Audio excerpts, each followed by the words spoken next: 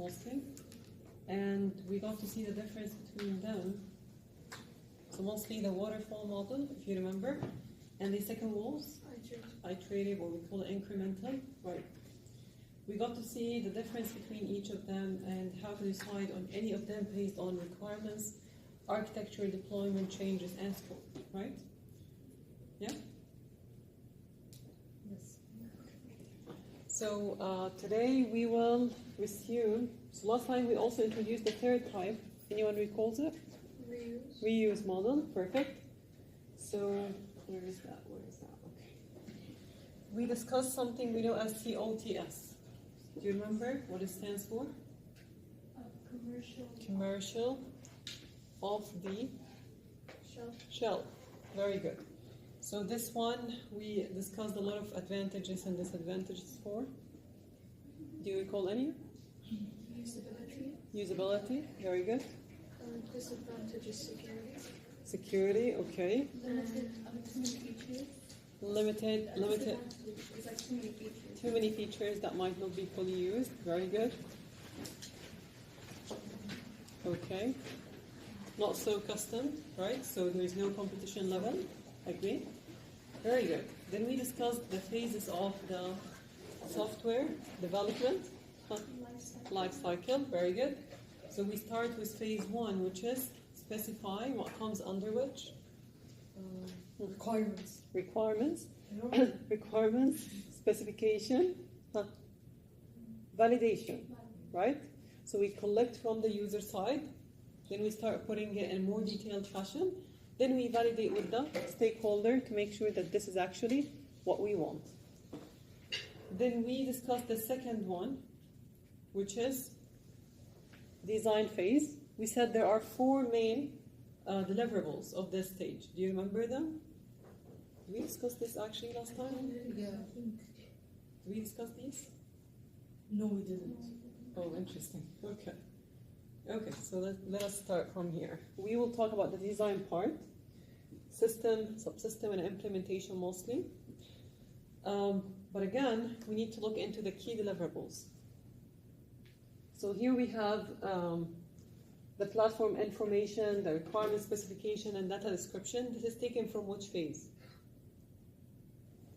Design inputs. From the requirements phase. Excellent. So these were the outputs of the previous stage, right? Now they are the inputs to our current stage. What are the things that we can end up with? This is the final output, right? So we need 4 components of our design to interact with each other. These include architecture design, interface design, component design, and database design. What are these? So what do we mean by saying this is component? Like the things included inside or within the program. Excellent, very good. So I can say, for example, login is one component, right? I can say that, I don't know, object detection, this is another component, and so on, right? Now, what is the interface design? All good? So interface design is simply all visuals you see and interact with. Perfect. Architecture design. Very good. So how things are structured and modeled, right? And there is the database design. And previously we said database needs to be designed, maintained, right? And also implemented. So here you will see an entire course, definitely later on. But 2 main things under database design is something we know as relation schema. We discussed this topic before, if you remember. A schema is showing how the different tables inside your database interact. Yeah? How can you uniquely define it, let's say, or how can you relate them to each other? So this comes to be database design. Now the final output is the system architecture, obviously, taken from this, right? We have database specification taken from this stage. We have interface specification taken from this stage. And last one is the component specification taken from the component design. Again, final output here is what? Design specification document. In the previous phase, it was what? The final deliverable. requirements, specification, document, right? Okay. These are just samples. Let's start with this one here. Okay. So what do you see here? What kind of design? It's interface, obviously. So here it can tell you how my space for this, let's say, tablet, sorry, this is desktop, or let's say tablet or phone, will be designed. I don't need to provide low-level details, right? I can just say that this space is reserved for an image, yeah? Then later, when you move to the implementation, alongside the specification document, you can tell what goes inside here, yeah? But again, I do care for providing a well-fixed template. So this actually works whether it's one device or another based on the platform needed. Sometimes it's even cross-platform. All right, how about this one here? That's database, excellent. So what do we see here is 1, 2, 3, 4 different tables. Can you tell which of them is related to each other? Product and customer, are they related? Products and order. So through order only, right? So customer is directly related to order. Order is directly related to products. Employee is directly related to the orders. Perfect. So these lines here that you will see later, these are known as relations, okay? And these turn into pieces of code. But again, in a separate course, we'll take this. And also we can identify here, for example, product IDs, customer IDs, employee ID, and so on, which identify how can a single row be a unique one, right? So your student ID, for example, this is unique to you, right? I can't find 2 students in the entire campus having the same exact IDs. Perfect. How about this one here? Architecture. No. Is it the Starts with a C. That's a component. That's the component one. Okay. So, for example, here I'm trying to build a reservation system, and this one could be split into car reservation module, right? Air reservation, water reservation, and so on. Now we show how these different components actually interact. What kind of inputs or outputs are received or expected from each of them. Again, this is very high level, but then you can take each of these components separately and subdivide it into a full subsystem, right? Last one here, let's look at this.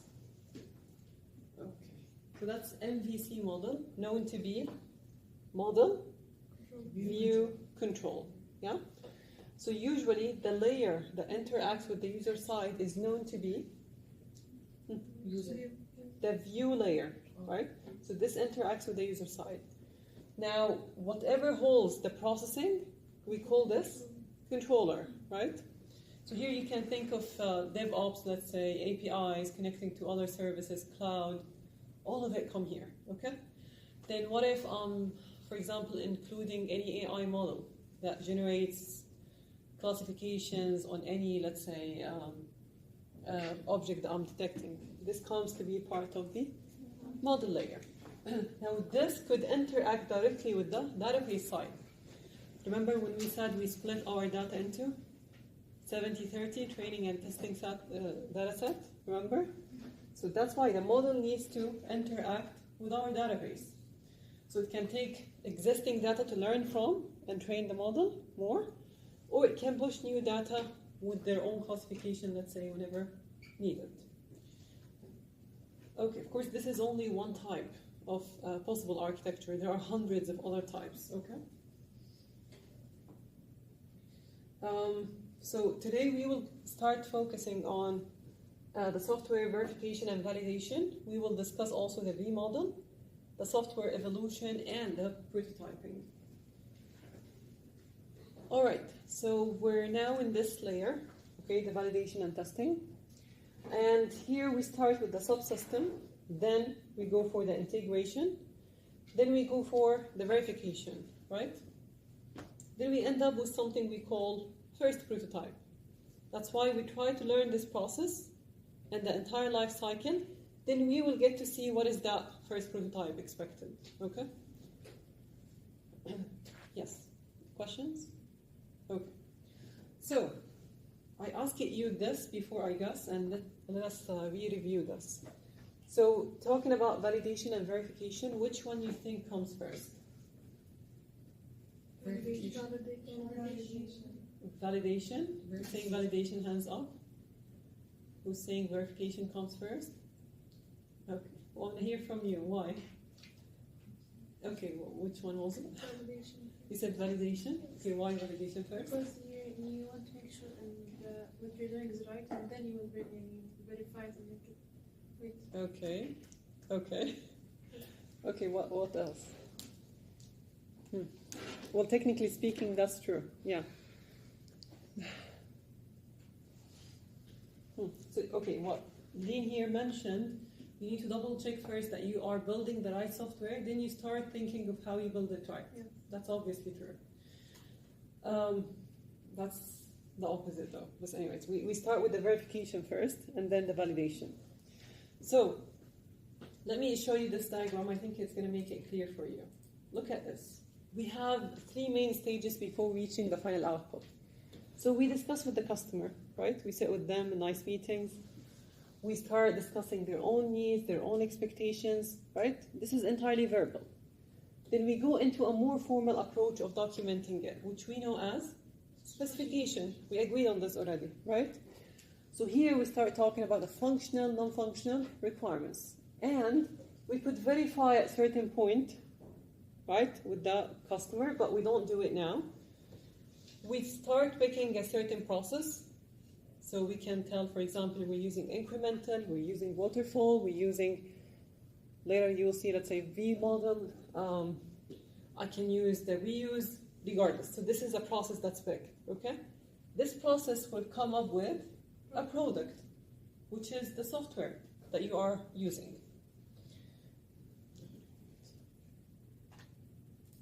So the verification is the stage that's been done between specification and products. Okay? So this one takes place by, who do you think takes care of the verification? Specifications. No, who do it? Like, is it one of your team? Is it customers? Is it who does it? Your team. Who exactly in your team? Like designers, developers, who? Developers, exactly. So we look into this final product I wrote, and if or not it matches the specification that I wrote. So I did actually list a set of, let's say, functional requirements. Now I need to make sure that this product actually reflects these functional requirements, right? Easy. Now once you have this verified internally with the team member or developers, now the next step will be what? Verifying with customer side, right? Which we call validation. So validation is usually kept to the end. You come up with something first, make sure that it's correct one. Then you validate back with the customer to double check on their own expectations if it matches their need or not. Is this easy? So verification, multiple stages of it, will lead to the validation stage. In many projects, especially if they're incremental, you will see that these 2 stages are done in parallel. So sometimes you can't even differentiate. They're obviously done. So we can tell that the sequence of them, the verification comes first, while the validation starts after. And this one is handled by the developers, while this one is handled by testers. And the review type here we check mostly the code and documents, while here we check the product itself, right? So how usable it is. And for this reason, they came up with a new model. So we call this one V model, okay? The more we go down, this is a more detailed layer. And the more we move towards right, this is longer time, okay? The way you read this model, you start from here, you go all the way down, and then all the way up, okay? So we start with what we know, requirements, specification, System architecture, that's the output of which phase? Design. Design. Then component design again. Design. Then we reach implementation. Yeah? Now we have a product. Yeah? Let's test. Okay. So we start with component test, integration test, system test, acceptance test. Component test. It's verified against the component design. So what we designed is actually what we have in implementation, right? Our integration test is against the system architecture. So whatever, I picked MVC, right? Am I actually implementing my system to map the MVC model? Yeah? Is it architecture, is it client server? What kind of architecture it maps to, right? So you need to implement according to what's written, what's documented. Then we go for system testing. And this is verified against system specs, right? So again, who does this? Huh? Developers, yes, developers do it. This stage is done by developers. How about this one, the acceptance test? Testers with? Users. Experience. Stakeholders, exactly. So yes, this one will involve testers and stakeholders. Perfect. So this is the only stage where you can, okay, just say this is accepted, right? Or this is not accepted. In this case, you repeat. Yeah, and again, this depends on which model or process you are actually using. Started to be clearer now? Okay, very good. Don't be scared, I'll explain this. It's the same model actually, but just tiny details are added. So again, we read it this way. Requirements, specification, design, detailed design. Then we have code testing, yeah? Then we have subsystem ready. Then the system that's integrated. Then acceptance test. Then the service is ready to go. Now in between these stages, we don't say that we end up with a good testing unless it's documented first. For example, let me give you an example from a real capstone we're working on. So we're having, for example, autonomous car. You know formula cars? Everyone? Okay. So we're building a formula car, and this formula car is supposed to detect objects just in case something happened, and it should optimize, let's say, the speed accordingly. So if something showed up really quick, it should detect it and prevent any accident from taking place. So let's assume this is the scenario. What could go good? What could go wrong? Let's discuss this. It doesn't slow down. So the best scenario, it goes, nothing is there, or it detects objects in a fine way. It avoids or slows down. What could go wrong? Okay, one by one. I want to hear all your thoughts. Yes? A crash happened, okay. It doesn't slow down, it just maintains its speed. Doesn't slow down and keeps on speeding. It is very often that the hardware itself is faulty, so the sensors don't even detect that. The AI model is not programmed well, the so sensor that. itself sometimes it doesn't even detect. Oh, It interesting. flags, yeah. Okay, very good. So perhaps there is a rock, small one, and it detects this as a big deal. Well The done. opposite, it detects money stuff, so it stops even for like a... Very good. Okay, that's good. It Yes. could even detect a wall and think it's an object. Okay, nice, very good. So you're saying this might happen as a flow on the hardware level or the software level, yeah? Perfect. Like, to avoid all of these errors, possible, like expected ones, what do we do? Test.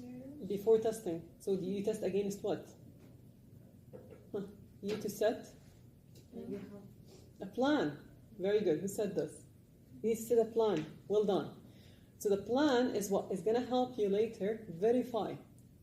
So now I'm thinking of all these scenarios. I'm writing it down, right? Then I came up with this product. Then, okay, let's check, let's say, for the first scenario. Yeah? Is it pass or fail? That's pass. How about the second one? That's fail. Okay. So that's how you trace and make sure that this works according to standards, things that are commonly seen as best practice, things that are reported, let's say, from previous similar studies, and so on. You keep collecting such information. Doctor, Yes? what's the difference between the subsystem integration test and the system integration? Very good. That's a very good question. Okay, so what is the difference between subsystem integration and system integration? Anyone knows?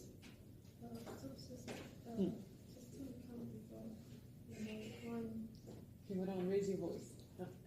نكون هو اللي في البداية Yes, يعني الاختبار اللي في البداية Good. بعدين الاختبار good. النهائي آخر شيء. Okay, that's good. Yes.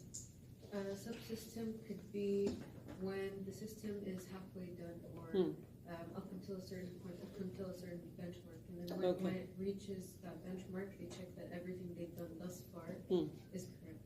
Nice. Yes. I was gonna say Say. this, Okay. I Yes. feel like part of the components when you mentioned that we have sub-components, so it could be testing according to those. Okay, that's very good.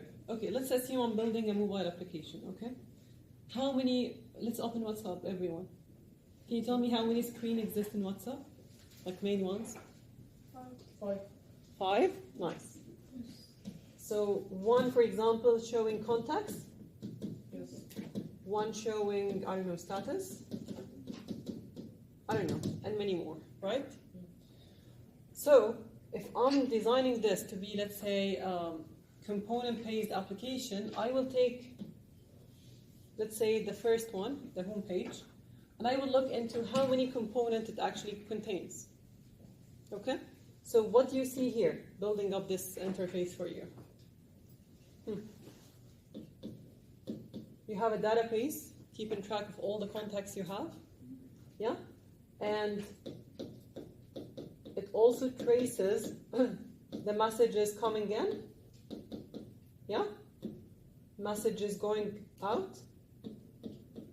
Yeah? You have possibly multimedia. Yeah? You have meta AI as well. This is an entire AI component. Yeah?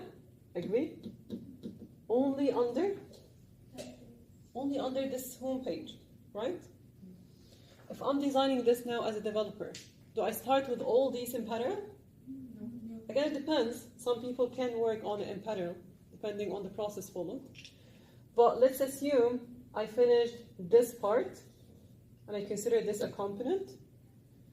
I consider AI another component.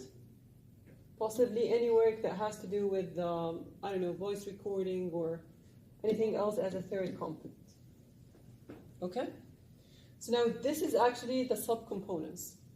Subcomponents build subsystems, right? So I can use this separately later and merge it with another application, not necessarily WhatsApp. Yeah? So we agreed components could be reused. Yeah?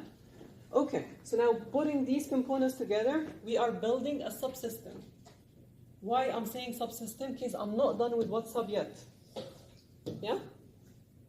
So this one is subdivided into components.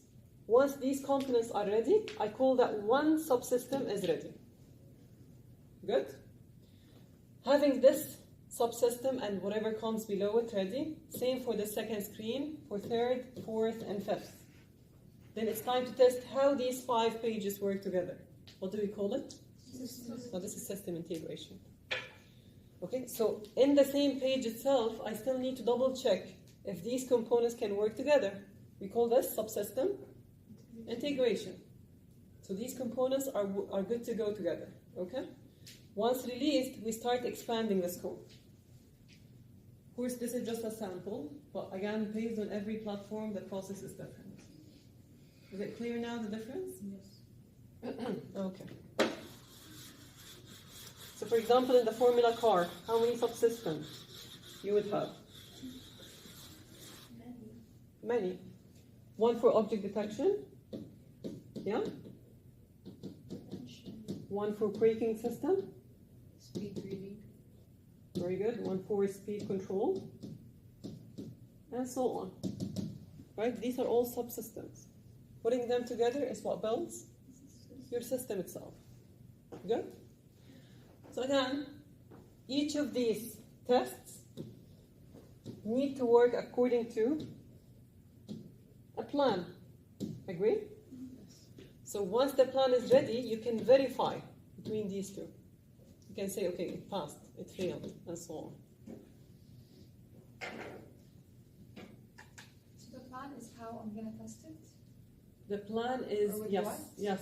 Okay. It's your documentation of what's expected, how it should respond, let's say, Okay. to any of these scenarios. Now look at this image here. Can you tell me what's happening? What do you see? Evolution.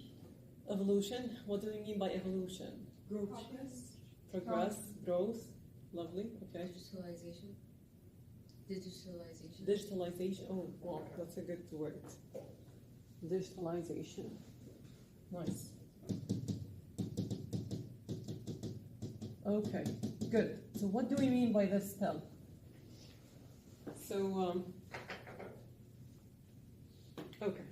Anyone here has any architect background? Like, have you played with any of the tools before? Minecraft. Like AutoCAD or, I don't know, any of those? At least, do you have an idea of how they work? I mean, I've done like modeling. You've done modeling? 3D modeling. 3D modeling, Yeah. perfect, okay. Do you think, let's say 10 years ago. I'm not going to think much away, okay? 10 years ago. Well, let's make it 15, okay? And let's talk about architecture engineers. How they used to actually draw something, like how a building will be sketched. Blueprints. They use paper blueprints. So back to that time, if someone did a small mistake, what happens? It's gonna be. Trust me, in these designs, they cannot even use erasers. Yeah. So they have to scratch it all the way and repeat the entire design. Now the story is a bit more flexible, right? We have tools similar to AutoCAD or others, and on the tool itself, you can just go and adjust things perfectly fine. Then the model is ready, yeah? So we get to see this over any tiny software in life. Look at this. So here it shows you the process of sketching, the different tools that people used to, let's say, come up with the software idea, and then even in the software, how the tools used to be, and then how it evolved into nice interface by time. So this applies actually to everything in life, okay? Not just hardware and software. So the first car in history is completely different from the most modern car, let's call it Tesla, okay? Completely different in design and the way they function. If you look into phones, if you look into laptops, that's completely different, right? So we call this evolution. Evolution means there is a necessity to have a change, right? So why do people change technology? Convenience. Convenience, very good. Do you like it to hold a very old phone, let's say, while everyone else is very modern? No one likes it, right? So you want to keep the same pace of progress that everyone else is having. And that's why when technology starts, usually, with the advancement, usually prices are crazy up, yeah? Then what happens over time? People get used to it, yeah? Everyone holds a phone now, yeah? So prices get to slow down. Okay, so that's what we want to discuss here. People can change even the software business based on new requirements, yeah? New technologies coming in, and so on. I'll come back to it, okay? So these things.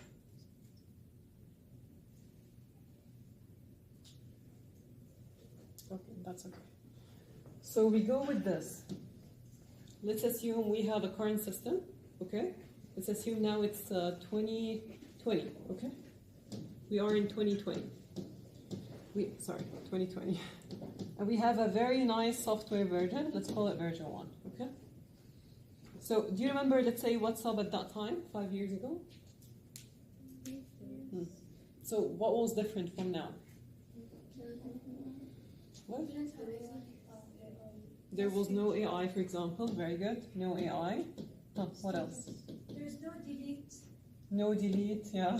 There's no delete. No delete. Very good. There's no edit. No edit, yeah. Nice. These are more than enough to discuss, okay.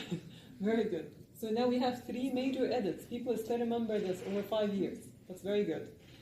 Okay, now 2025 came in with a second release, yeah? And this release fixed all these bugs, or things that people were looking forward to have, right? So these were user expectations. How many times you sent a message and then you wish there was this option, let's say, to delete it at a time? And people, by the way, they talk about these things. And smart businesses are those that look into user feedback. So they adjust accordingly. Yeah? So software can evolve by assessing existing systems, by proposing changes to them, and then you modify, you come up with a whole new system that is simply compared to the existing one. So this is how the evolution happens, right? Okay, now we're still talking about three major tasks: design, prototype, and production. And the cost of changes is sometimes exponential, right? It's not necessarily linear, not necessarily a straight line, so it could actually grow fast. And we discussed this before, so if the changes are a lot, then you might even go beyond the scope of what's meant to be, right? So in general, we do change to match our current business needs, to utilize simply new emerging technologies. So I don't need actually AI in WhatsApp, but they introduced Meta AI because people were talking about AI advancements, right? Changing platforms. So maybe I'm designing an application that works perfectly fine on the web, but people want to use it as a mobile application, right? Maybe people want to expand this to virtual reality and so on. Maybe they want to fix existing bugs, yeah? So if you go, let's say, on Play Store with any new update that's offered, let's say, for WhatsApp, what do you see? Any of you see the small section saying what's new? Oh, yeah. So here it tells you briefly, these are the things that we did. Let me check if it's available.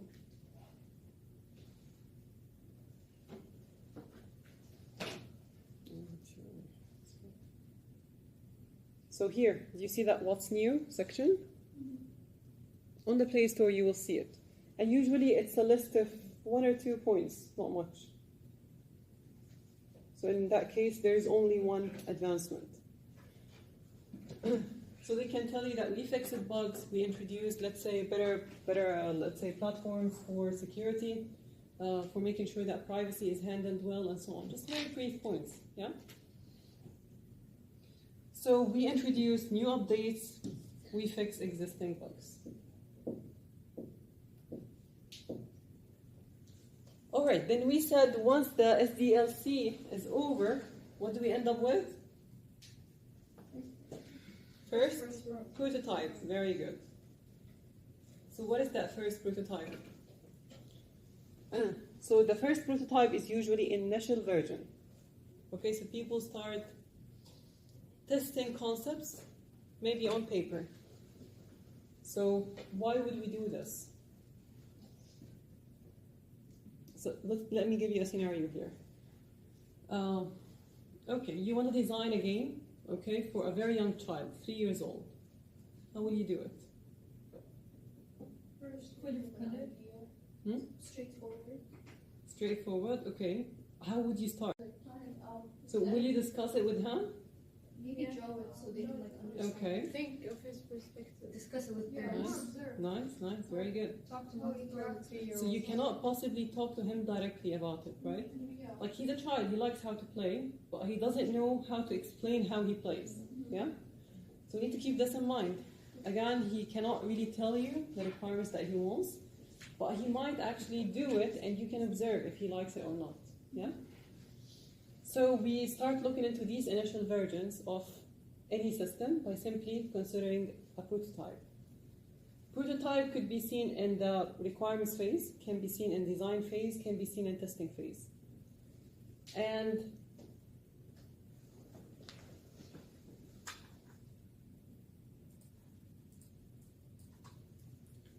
let us look at this model here. So we start by saying, okay, what do we want out of this prototype? What are the key objectives? Once this is clear, we come up with our plan. Yeah, we work according to plans all the time. Then we start saying, okay, what are the functionalities that I can actually reflect part of this prototype? So, do you actually model everything part of your prototype? No. Okay. So how would you select it? I have clear requirements and I have very unclear requirements. Which one will you prototype? No, I think The unclear ones. The unclear ones.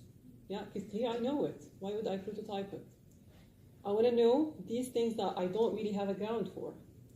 So prototype is usually focusing on the unclear concepts. We want to reflect it in a better way, right? So we start developing our prototype, which is executable. What do we mean executable? It can function. Can function, yeah, exactly. Like we can see it in action, yeah? And once done, you can evaluate this. So why do we add a prototype? To simply improve the usability of certain system. We need to ensure there is a match between the user requirements and the business needs. We need a better quality. So sometimes the game is there, but I want to enhance it. Yeah? Let me tell you something. Do you ever use Google applications? Yeah. When sometimes it pops up with a, a message telling you that we're collecting some analytical data. Do you give approval for this? No. You haven't seen it? I've seen it, but I don't know. Oh, you don't get it. Why do you ask for this? To research. enhance it. To enhance, exactly. They want to see, I remember one of the researches, for example, the system can ask you, let's say, to go for a specific task. Okay? And there are some rules of where to place content, let's say in a web application. So it can take me, for example, 3 minutes to find this. It can take you on the other side 5 minutes. It can take someone else 2 minutes. Okay? They start tracing where your eyes are going. So where do you look? Where do you start looking for first? And they started seeing that people usually follow an F model of how they observe. So they start looking this way, then down. We call this F model, okay? So this brought up another idea. Okay, why don't we design important stuff to be in that part so people can address it easily? That's why in any website you see, for example, a navigation bar, let's say on right or on left. And it has mostly links towards everything in this web page. Yeah, because people see this area a lot. Yeah? So again, over time, when they collect these data analytically, they can actually enhance and introduce better updates for the later versions. So yes, avoiding the high cost of changes later on. So again, if you can expect user needs, then you can simply reduce the cost by making it available from the beginning. Better quality, of course, we discussed that, and less development effort. So again, people will work according to an existing plan. Yeah. So if I showed you a drawing of this interface, how it looks like, and I asked you to make it, and this is easy for you. You have a benchmark that you will address. Yeah. If I asked you on the other side to come up with a design and show it to me, what is the possibility I will like it? Very low. 50-50, right? But the other one, I'm giving you what I'm pleased about, right? And I tell you, okay, just follow this. Yeah, so the effort you do for development is way less. Let's watch a short video. Okay, I'll ask you a question about it once done. You see the screen well?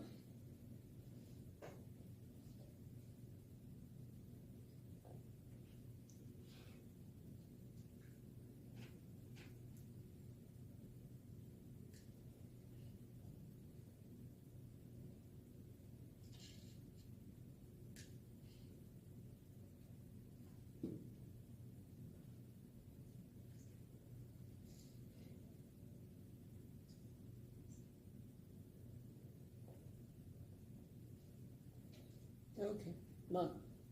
Can you tell me what was the system? Yes. Like it was a Duolingo. Oh, no, that's the site. That's the site that has the video. Okay. Social media. Social media? Studio. Studio for what? Photo. You're close, very close. Drawing. For drawing, yeah, very nice. Okay. So let me show you what happened again here. So here, like you were asked it to register or log in. This is register if you see it. Yeah. And then once you have the account, so this is register or log in as two options. Now here, you pick the type of brush you want to use, let's say this pen. You draw something. You have some controls, one of which is saving. The other one is getting back to home, where you can, I don't know. Okay, I think you can open another project. Is that the case? You can upload another photo. Okay. You can delete this. To upload or delete. So simply that, okay? Very simple concept. Address simply by a piece of paper. If you notice, the outer frame is fixed. The part that's inside is the one that variably changed. So you actually mimic how this button is going to be pressed. Once I press it, what's going to happen, and so on. So we classify types of prototype to 3 different layers. One that's known as paper prototype. Okay, we start mostly with this one here. You might see it's sometimes very messy. Yeah? So you can't really tell if all of this will be implemented or not. But we do it test of concept. Now once the idea is clear, and once we define, let's say, and verify with the stakeholder, we can turn it into something that's more appealing. Yeah? Which is digital design. This is not implementation yet.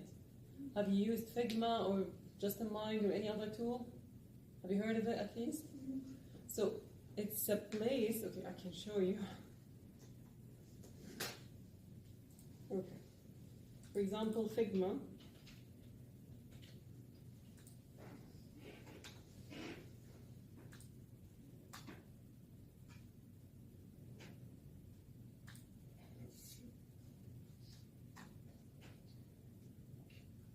So for example, you have an application template like this one, okay? Here you can choose some properties, let's say for the page, for the, I can treat for the cart, for the warning messages, like how they look like, okay? So it's all based on widgets and controls that you press or let's say interact with or drag and drop. Okay, there's no coding at all. You can build an entire interface simply with these options. So we call this digital prototype, but it's not coded prototype, okay? So just we do it as a benchmark for later coding stage. So you can see that this now, here, turned into this interface. So it became more cleaner, right? Yeah. You see that? Yeah? Okay. Now, the third type, so this is the paper-based, the first one, and the second is the digital. The third one is the hardware prototype. Let's just talk about this scenario we just discussed, the Formula Car one. So I'm actually building a Formula Car here, right? But which is better? Like to test the concept first on a small hardware, then if it works, I scale it up to the big Formula Car. Yes. Yeah? So you will have the same exact problem, but it's fully complete. Yeah? I can show it to you in action, how it works. Then if you're pleased, we go for the full scale one. Now this saves effort, resources, cost, time. Yeah? So we call this hardware prototype. And you will see this inshallah in embedded course, embedded systems. You will be able to simulate, for example, traffic lights, the entire system, how it works, parking systems, I don't know, watering systems, temperature, sensors, medical devices. Again, on a very, very small scale. Okay? This is more like electrical stuff. It holds up, yeah, like you will be creating circuits, and these circuits needs to be programmed. Yeah, so it's a mix between electrical and software. True. All right, I'll stop it here today. There is a task, I'll give it to you next time. We will start with it the first thing in class on Sunday, inshallah. We will be split into teams of 3 people, okay? One will act like a stakeholder. The other will try to extract requirements from that stakeholder.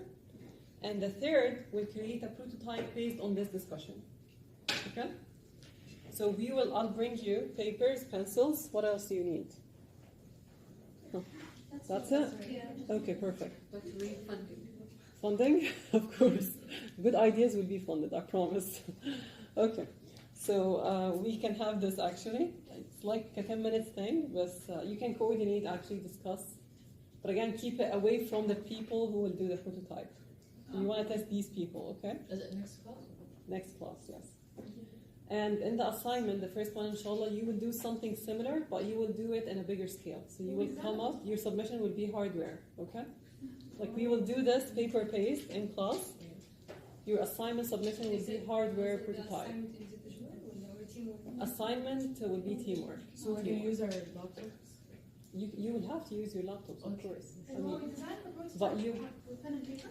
Or you can use a or can you paper. use software? Like, You can use a paper. You can use foam. You can use I don't know anything. You can use canvas. Just anything you want. Okay.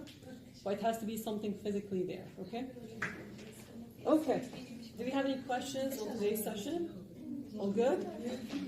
Thank you, guys.